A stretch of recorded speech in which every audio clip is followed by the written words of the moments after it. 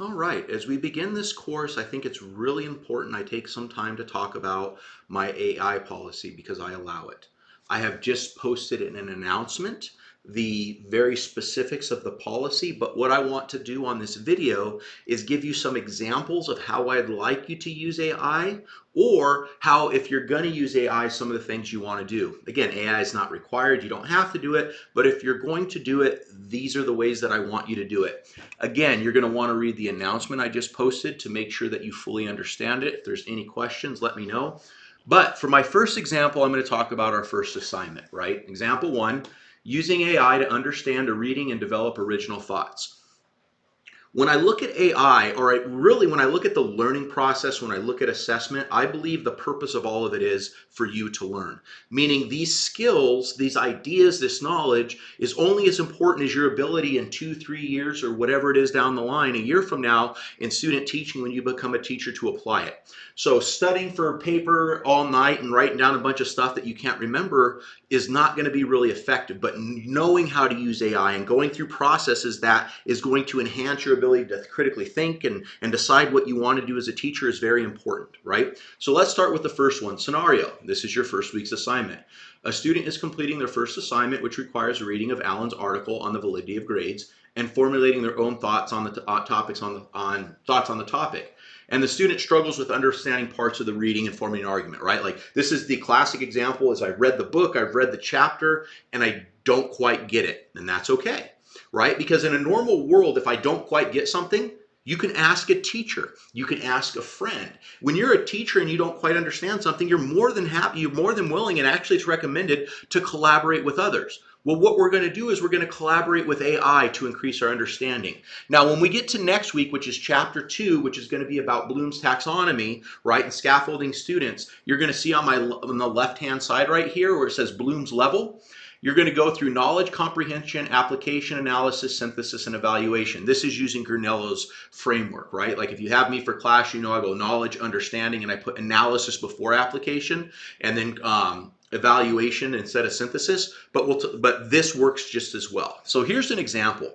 You've read the Allen's article, you've read my assignment, you're not quite sure what you want to do with it. What I would do, and this is why I have everything in a PDF, I'd upload my assignment into ChatGPT per se. I'd upload the Allen article, which is in a PDF, and I'd ask it to read the article and read the assignment. And some of the prompts, and this is what's important with ChatGPT, is the prompts that you use. So knowledge.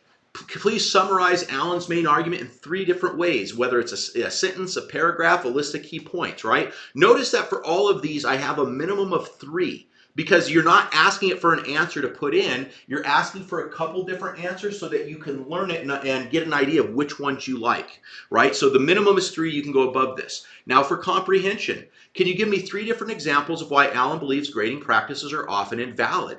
Give me a simple explanation, an analogy, and a real-world example.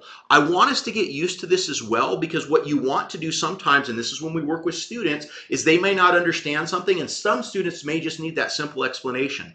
Some students need an analogy they connect with, and some students may need a real-world example to understand those concepts. And also, when you look at analogy, that's a great one where give me 3 different analogies that take into consideration maybe an analogy from a rural setting, maybe an analogy from a suburban setting, maybe an analogy from an urban setting, whatever the case may be, right? Next, for application, can you provide 3 different arguments a teacher might make for or against Allen's position? Again, you're reading and synthesizing and looking at this stuff to decide what you think is right? You're not just plugging in the question in ChatGPT and getting out and sure putting it out. You're using it as a tool, almost like to converse with somebody and debate and talk and get different ideas. And ChatGPT, in this case, can be somewhat not the greatest, but it could be like an expert that you're conversing with, right? So you can get that one-on-one time. Analysis, can you compare Allen's argument to another perspective? Provide 3 comparisons, maybe historical, maybe a policy perspective, and maybe a student-centered. Next, synthesis, develop 3 different thesis statements for an essay on grading validity. One that fully agrees with Allen, one that partially agrees with Allen, and one that fully disagrees, right? And then you can read through those 3 and decide, where exactly do I fall? What do I believe? And then finally, for the evaluation part, provide 3 different critiques of Allen's argument. a weakening in his reasoning, a counterexample that challenges his claim, or maybe an alternative validity issue. So once you get through, like if you've read the article and you've gone through all these and you got a bunch of different prompts from ChatGPT, now when you write your paper, you could cut and paste and put the pieces that resonate with you, and then obviously like edit for clarity or whatever the case may be. But the idea is this process is going to actually help you learn, right? Like if you go to ChatGPT and what would be a good answer to the prompt, that is where it's bad, right? That's where you're not reading, you're not engaging, you're not learning, and ultimately where that's going to hurt you is in the future when you go to actually work with stuff, right? And chapter 2 is going to be big on this, because notice what you're asking and what you're doing is things that you're going to have to eventually do with students. You're going to be scaffolding them across the levels. Let's get a second example real quick. Developing a lesson plan on the water cycle.